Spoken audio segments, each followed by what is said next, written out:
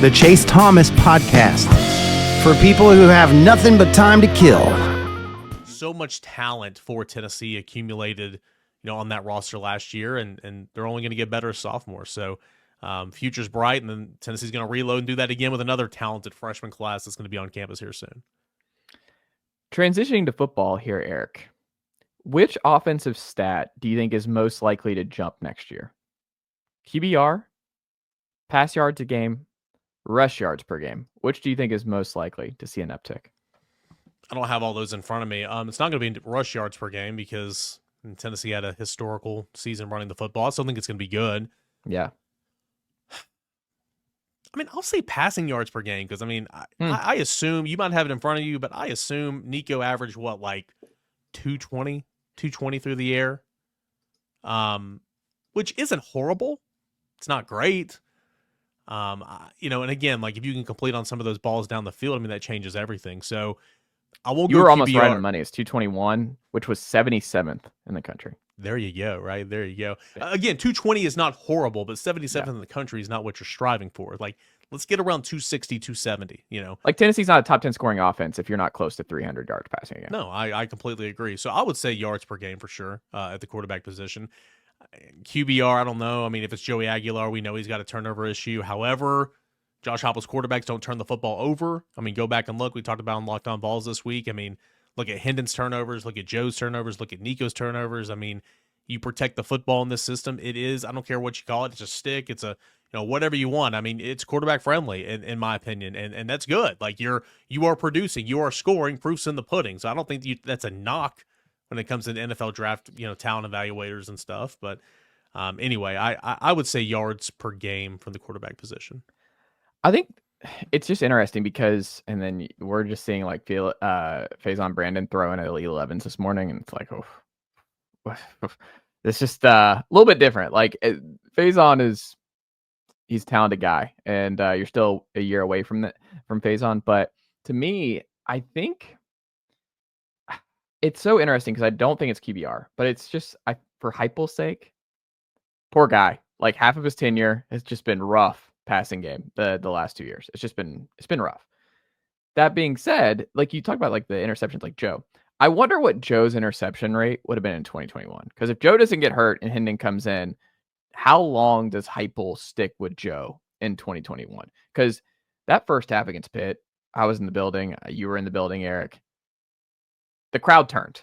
Just as a heads up, the crowd was out very early on in that. A lot of Harrison Bailey chants in that game. It did not go well. And I don't think it would have gone well for Joe in 2021 if he was the QB1 all season long. I do kind of wonder. It's just a what if of what is the turnover rate, or how long does Josh stick with Joe if he doesn't get hurt? It's an interesting. It's an interesting question because again, I remember you do. I remember it not being a great start for him. What was the game before that? Bowling Green. It was. I believe so. Yeah, because it was a Thursday night, right? Yeah. Yeah, he was fine. It's not like he lit the world on fire. He was fine. He missed. There were some ones he was unloading the cork and he was missing some big ones because I was in the building for that. I remember the air. We were whoa, and yeah. And then early in that game against Pitt, I want to say that he had a bomb to Jalen Hyatt. I could be completely off here and thinking of the wrong game, but I want to say he had a bomb to Jalen Hyatt, and Hyatt just dropped it and got hurt on the play. And it's gosh, he catch that. Who knows? But I remember that first half, he had that long touchdown, or he had that long rush. I think it was 60 yards or something.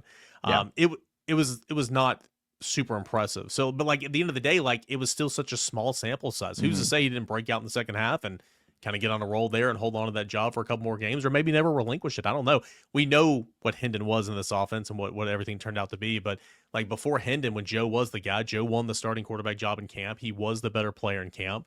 It wasn't just given to him. It was just 6 quarters. 6 quarters is all we had, to kind of go on. So it is kind of one of those interesting what if. It turned out well. Tennessee went on, and Hendon should have been a Heisman finalist in 2022 for sure. But it is kind of interesting.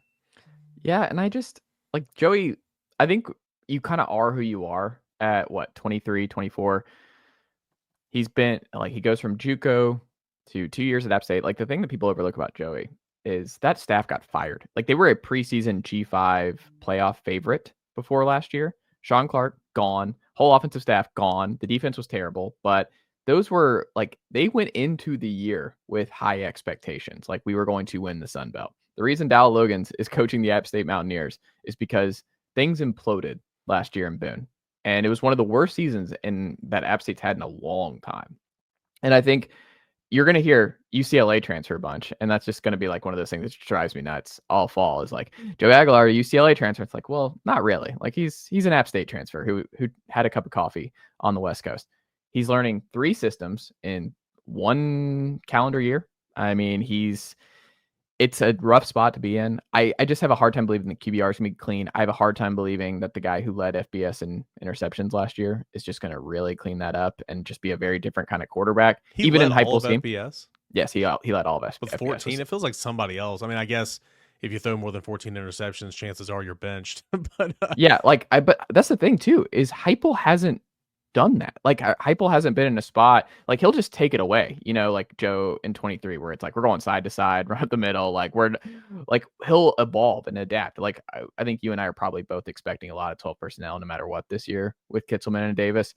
So I still think it's gonna be a pretty ground and pound, like lean on your defense type of year potentially again. And then if some guys pop a little bit and you're healthy, like what Tennessee needs ultimately, because this feels a lot like 2021 to me. I don't know if you feel the same, Eric, but it feels a lot like 21. The difference being, though, there wasn't a lot in the cupboard in 2021 defensively.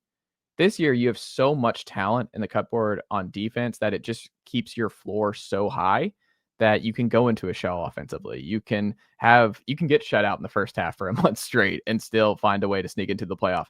Like, the schedule's great. The defense is still, I think, going to be elite in the bread and butter of this group.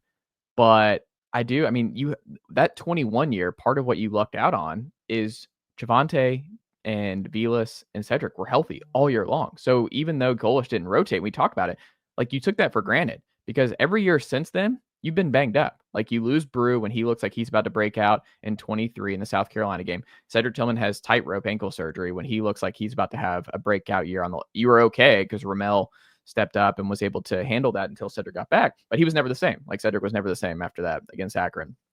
And then you look at last year, Squirrel could never stay healthy in the slot.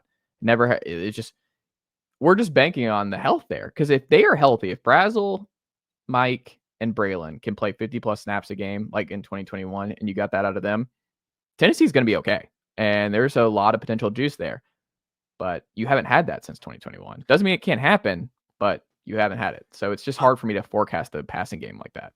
I think the summer leading into 2021 is very comparable to now in the sense of he had more questions then because it was first year. It's like, okay, well, who's going to be the quarterback? What's the system going to look like? How fast is it going to be? Can Josh Heupel recruit? Can Josh Heupel do this? Can Josh Heupel win a big game? Like, there were more questions, don't get me wrong, but this summer there are more questions this summer than the previous 3. The only other one is, back in 2021. So it's pretty comparable in that regard.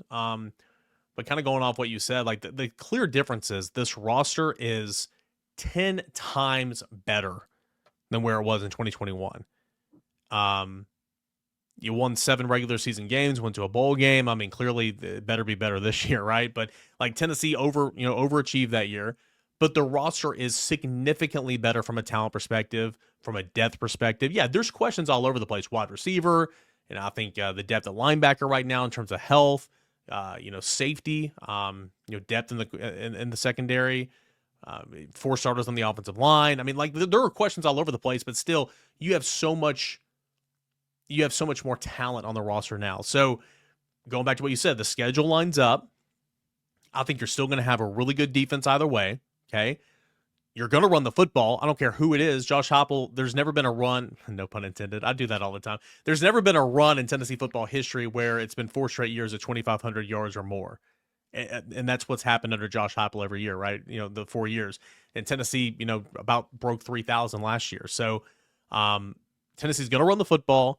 Tennessee should play good defense. If you can get a quarterback in there that can protect the football a little bit or lean on those things, just like you did last year with Nico, to be honest with you. Who's to say Tennessee can't go 9? Maybe. I'm not calling it. I'm just talking out loud here. Maybe 10 wins. Certainly be in the college football playoff conversation. I think there's a lot of parallels to how Tennessee played last year to where you want to play that way this year because you can defensively. You can running the football. And then if it's Joey or, if it's not George, if it's Jake McIntyre, or Jake Merklinger. Who knows? Just build on that from week to week to week and see what happens. But I think Tennessee's strength is going to be defense running the football yet again. And Tennessee was a college football playoff team last year doing just that. Yeah, and you have me double check, so you have me thinking about this. But yeah, Joey led FBS quarterbacks in interceptions last year. 14. Yeah, 14 is not a few. It's not a few. But to put it, here's how the best way of putting it in perspective for our SEC fans here, Eric. Carson Beck threw 2 less interceptions than Joey Aguilar did last year. And it felt like Carson Beck threw a lot of picks. DJ Lagway played half the season and threw 9 picks. Yes. Like, I mean, again, DJ Lagway is going to be a freaking stud. He is a stud. Don't get me wrong. But, like, picks happen. He stared down Aaron Carter and threw it right to Aaron Carter last year. Right? Like, that's true. Like, that stuff happens. So, yeah, I'm a skeptic. I am a full capital S skeptic on Joey Aguilar in 2025. You're a hater. It's fine. Just call it. You're a hater. I'm not a hater. It's nothing personal. Chase it's just, Thomas. Haterade. I'm a big Merc guy. Like, I'm a Merc. I'm part of the Merc army. I think it's great that Merc was working out with Mike and Braylon and company. It's been a tough week for the Loy boys. It's been a tough week for the Loy boys. But we can't give any more. Like, everyone's just pouring one out for Jake and Shump. They're just getting too much attention for this. Like, they're just their heads are getting too big. Like, everyone's just, are they okay? Like, so many people are asking, like, how's Jack? How's Shump? Nobody loved them some Dylan Lloyd like Jack Foster did. All right, I'm gonna take a stand right here. You don't have to tell me. I've had to deal with it all year long, Eric. I've had to deal with it all year long. Final thing here, and we'll get you at it on this. Who does Tennessee need? Like, if everything goes right for them on the defensive line, I think, and this is something I talked to Hubs about a couple months ago, I was banging the drum last. This is not a hindsight 2020 thing, Eric Cain. And people love to do the hindsight's 2020. I said at the time, the only defensive issue that Tennessee messed up on going into last year, was not retaining Tyler Barron. Like, that was a complete misfire where you're like, oh, we can moneyball it and just replace him in the aggregate. Like, we're going to Scott Hattie. Nicely done, nephew. The Chase Thomas podcast. Hell yeah.